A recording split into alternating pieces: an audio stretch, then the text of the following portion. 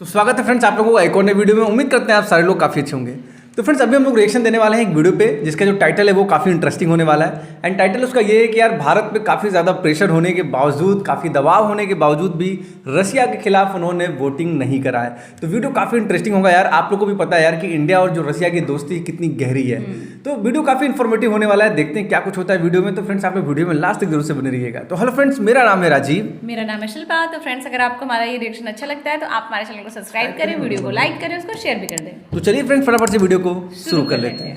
संयुक्त राष्ट्र ने एक बार फिर से रूस से कहा है कि वो तुरंत युद्ध को समाप्त करे। इसके लिए एक प्रस्ताव भी पास किया गया। हालांकि भारत वोटिंग से गैर हाजिर रहा। Look, we respect India's position. America का जोर, ये बाकी कंट्रीज का जोर इंडिया पे क्यों नहीं चलता? ये सब आके पाकिस्तान पे ही क्यों हुक्मरानी करते हैं? पाकिस्तान की पॉलिसीज में ही क्यों इंटरफेयर करते हैं? इंडिया की पॉलिसीज में कोई इंटरफेयर क्यों नहीं करता? इंडिया पे कोई इस तरह जोर जबरदस्ती क्यों नहीं करता? कोई अपना हुक्म मुसल्लत क्यों नहीं करता इंडिया पे? आपको बता दें कि पश्चिमी देश लगातार ये प्रयास कर रहे थे कि भारत भी इस प्रस्ताव की सहमति भरे, लेकिन इस बार भी भारत वोटिंग प्रक्रिया से बाहर आ। क्या वजूहत है कि इंडिया जो है वो यूएसए के नीचे नहीं लगता और हमारी आंखें जो है झुक जाती हैं और इंडिया अपनी आंखें सबके साथ मिलाता है। वो यूएसए के साथ भी रहता है और रशिया के साथ भी रहता है। उनकी फॉरेन पॉलिसी जो है वो इतनी स्ट्रॉन्ग क्यों हो चुकी है? 64 कंट्रियां 64 countries have expressed their interest for rupee and their local currency trading. और आपको जान के खुशी होगी रोहित भाई, उसमें इटली और जर्मनी भी आते हैं। दुनिया में अब आप देख ले, दुनिया में हमारा कोई मुल्क, कोई दोस्त मुल्क नहीं है। पाकिस्तान के ऊपर आज तक जितने भी कर्जे चढ़े हैं ना, तमाम जितनी भी हुकूमतें आज तक गुजरी हैं, ये सब इसकी जिम्मेदार है। इंडिया को भी रोका गया ना। इंडिया को कहा गया कि आप भाई रशिया से तेल ना खरीदें, लेकिन उन्होंने कहा कि हम खरीदेंगे, हम वही पॉलिसीज बनाएंगे, वही करेंगे जो हमारे मुल्क के लिए और हमारी आवाम के लिए बेहतर है। उन्होंने उनका मुंह तोड़ जवाब दिया। जय हिंद दोस्तों, very warm welcome to Hindustan special channel. रूस और यूक्रेन के बीच युद्ध को एक साल पूरा हो चुका है। यह संकट फिलहाल टलने का नाम नहीं ले रहा। शुक्रवार को संयुक्त राष्ट्र महासभा में युद्ध समाप्ति को लेकर एक प्रस्ताव पर वोटिंग हुई। भारत ने इस वोटिंग से किनारा कर लिया। भारत और चीन उन 32 देशों में शामिल थे जो वोटिंग से दूर रहे। संघर्ष के दूसरे वर्ष में प्रवेश करने से पहले कुल 141 सदस्यों ने एक आपातकालीन विशेष सत्र में प्रस्ताव का समर्थन किया, जबकि रूस, बेलारूस और उत्तरी कोरिया समेत 7 देशों ने इसके खिलाफ मतदान किया। संयुक्त राष्ट्र में भारत की स्थायी प्रतिनिधि रुचिरा कंबोज ने भारत के वोटिंग में हिस्सा नहीं लेने का कारण बताया और इस प्रस्ताव पर सवाल भी उठाए। आपको यहां बता दें कि जब भी रूस के खिलाफ यूएन में वोटिंग हुई, भारत ने इन वोटिंग में हिस्सा नहीं लिया। अब पाकिस्तानी मीडिया ये चर्चा कर रहा है कि दोस्ती निभानी हो तो भारत से सीखें। तो चलिए दोस्तों आज की वीडियो की तरफ चलते हैं। Thank you so much. America का जोर, ये बाकी कंट्रीज का जोर इंडिया पे क्यों नहीं चलता? ये सब आके पाकिस्तान पे ही क्यों हुक्मरानी करते हैं? पाकिस्तान की पॉलिसीज में ही क्यों इंटरफेयर करते हैं? इंडिया की पॉलिसीज में कोई इंटरफेयर क्यों नहीं करता? इंडिया पे कोई इस तरह जोर जबरदस्ती क्यों नहीं करता? कोई अपना हुक्म मुसल्लत क्यों नहीं करता इंडिया पे? असल मसला ये इंडिया के अंदर जमहूरियत है। वो जो पॉलिसी बनाते हैं वो एक लॉन्ग टर्म की पॉलिसी होती है उनकी। जो हुक्मरानत है उसने उसी पॉलिसी के मुताबिक चलना है। हमारी बदकिस्मती है कि दुनिया में अब आप देख ले, दुनिया में हमारा कोई मुल्क, कोई दोस्त मुल्क नहीं है। सही बात है। बस तो चाइना तो कहते हैं चाइना हमारा दोस्त है। आप हमारी लोकल मार्केट है, चेक कर ले, नाखून काट से लेकर बटन से लेकर तमाम अशिया ये चाइना से आते हैं। टैक्स फ्री हमारी इंडस्ट्रिया ख़त्म हो गई है, बंद हो गई है। चाइना में जो थोड़ा बहुत देते हैं, चाइना की निस्बत तो अमेरिका हमारे साथ अभी बहुत मदद कर रहे हैं। हमें जो कुछ देता है फ्री में देते हैं। वो तो हमें सामान बेचते हैं, हमारे कारखाने बंद हो गए चाइना की वजह से। एक प्लास्टिक गिलास भी चाइना से मंगवाते हैं। इसलिए मंगवाते हैं कि हम ये रमाल है, हमारे हुक्मरान मुल्क के साथ मुखलिस नहीं है। सर मुझे बताएं, क्या इंडिया को नहीं रोका गया होगा कि वो रशिया से तेल ना खरीदा? इंडिया को भी रोका गया ना। इंडिया को कहा गया कि आप भाई रशिया से तेल ना खरीदें, लेकिन उन्होंने कहा कि हम खरीदेंगे, हम वही पॉलिसीज बनाएंगे, वही करेंगे जो हमारे मुल्क के लिए और हमारी आवाम के लिए बेहतर है। उन्होंने उनका मुंह तोड़ जवाब दिया, लेकिन हमें जो कहा जाता है हम वो करते हैं।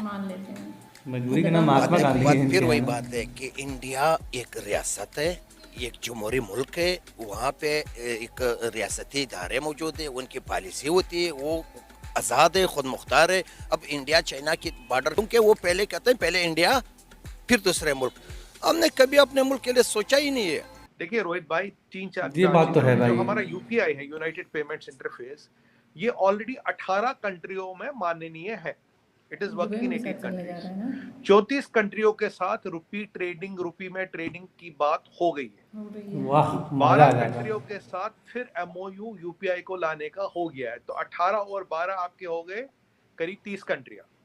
34 कंट्री में रुपया ऑलरेडी ट्रेडिंग हो रही है। और मजे की बात यह, कल जो खबर आई थी, 64 कंट्रियां, 64 countries have express their interest for rupee and their local currency trading. और आपको जान के खुशी होगी रोहित भाई, उसमें इटली और जर्मनी भी आते हैं। इटली की जो एम्बेसडर प्राइम मिनिस्टर यहाँ आ रहे हैं और जर्मनी के जो चांसलर यहाँ आ रहे हैं, एक मुद्दा ये भी है, यहाँ क्या हुआ, अब होगा क्या। जैसे ये चीज होती, जैसे आपकी करेंसी 40 से 50 कंट्रियों में ट्रेड होने लगी, ऑटोमेटिकली आईएमएफ की बास्केट में आ जाएगी। आईएमएफ की बास्केट में आने का मतलब है हर एक ये इंटरनेशनल करेंसी हो गई। इसका मतलब हर एक को रुपए में रिजर्व रखने पड़ेंगे, इंक्लूडिंग पाकिस्तान। पाकिस्तान को भी अब रुपए में रिजर्व रखने पड़ेंगे। तो कहने का मतलब ये है कि देखिए, हमने बिना चुपचाप अपना, बिना कुछ कहे, बिना कुछ करे रुपये को इंटरनेशनल बनाए। ई रुपया हम ऑलरेडी लॉन्च कर चुके हैं। अब उससे क्या होता है, हमारी डिपेंडेंस डॉलर पे घट जाती है, हमारे फॉरेन एक्सचेंज रिजर्व बढ़ते हैं। और मैं आपको बताऊं, जिस दिन इंडिया का फॉरेन एक्सचेंज रुपया मजबूत भी होगा, 1.5 ट्रिलियन क्रॉस कर गया, उस दिन इंडिया, आप मान लीजिए उसी दिन लगभग इंडियन सुपर पावर डिक्लेयर कर सकते हैं, आप उसको डिक्लेयर कर सकते हैं आप। और दूसरी बात आपको बताऊं भाई, 2045 हमारा जीडीपी होगा 25.8 ट्रिलियन। ईएनवाई का नंबर है, मिनिमम नंबर है, पेसिमिस्टिक नंबर है। और अगर आप सेक्टर देखिए, हर कोई है। आज मैं आपको बताऊं, हमारे सेक्टर से टूरिज्म 500 से 1 ट्रिलियन, हमारा स्पेस देखिए करीब 500 बिलियन से 1 ट्रिलियन, हमारा पेमेंट्स मार्केट रोहित भाई आज $60 ट्रिलियन की वैल्यूएशन है दुनिया में। 66% of the money spend 66% of the money spend in India is digital. और आपको बताओ, जितना अमेरिका और चाइना में डिजिटल स्पेंडिंग नहीं होती, उससे ज्यादा स्पेंडिंग इंडिया में हो रही है। इंडिया में है, ये बात सही है। और ये चीज अब आप देखिए, पूरी दुनिया कवायद में लगी है कैसे हम इंडिया के साथ रुपये ट्रेडिंग करें। देखिए, हमारे इंपोर्ट ड्यूटी पे 2 हेवी आइटम्स है, एक है तेल, एक है गोल्ड। ये सबसे ज्यादा हेवी आइटम्स है, कई $100 बिलियन जाते हैं। तीसरा डिफेंस। तेल की बात करें, रशिया से 40% तेल आ रहा है, रुपये रूबल ट्रेडिंग हो रही है वेस्टर्न अकाउंट के थ्रू, ठीक है। गोल्ड की बात हो रही, 2 लाख किलो हम सोना ले रहे हैं हमारा यूनाइटेड अरब एमिरेट से, रुपये ट्रेडिंग की बात चल रही है, राइट। अब रही बात डिफेंस की, 60% डिफेंस बजट अब इंडिया में ही खर्च होगा। और जो हमने 17%, 16%, 17% डिफेंस बजट कैपिटल एक्सपेंडिचर के लिए, उसमें भी मेक इन इंडिया पे स्ट्रेस है। करीब 60% डिफेंस का बजट इंडियन कंपनियों को दिया जाएगा। आप एलसीए की बात करें, एलसीएच की बात करें, एयरक्राफ्ट कैरियर का की बात करें, सारा इंडिया पे स्पेंड हुआ है, मोस्ट मेजॉरिटी ऑफ द पैसा। तो रोहित भाई, यही नहीं, अब बड़ी बड़ी इकोनॉमियां, जिनमें मैक्सिको, जिसमें भारत है, जिसमें इटली है, जर्मनी, ये आ रही है हमारे पास। एफटीए तो पुरानी बात हुई, कह रही रुपये में ट्रेडिंग करो। तो ये एक बहुत बड़ी अचीवमेंट है कि इतनी जल्दी कोई रुपया, कोई करेंसी इंटरनेशनल नहीं हुई। करंट अब करेंसी में डोमिनेंस है डॉलर का, यूरो इतना मार्क नहीं रख पाया, डॉलर है, उसके बाद मैक्सिमम है यूरो। एक इंडिविजुअल देश की कंट्री जो है, करेंसी जो इतनी ऊपर गई है, वो केवल भारत की करेंसी गई है। मैं आपको बताऊं, अब हम चाइना से कंपेयर करेंगे, आपको पता चाइना की करेंसी कितने देशों में ट्रेड होती, केवल 2 देशों पर, वो भी चाइना कहता है इससे सीक्रेट हम बताएंगे नहीं किसमें। कोई करेंसी इतनी ट्रेडेड नहीं है। अगर आप देखिए, जीसीसी कंट्रीज हमारे साथ फ्री ट्रेड एग्रीमेंट करना चाहती, खुलेआम सारी चीज़ें रहें। वाह यार।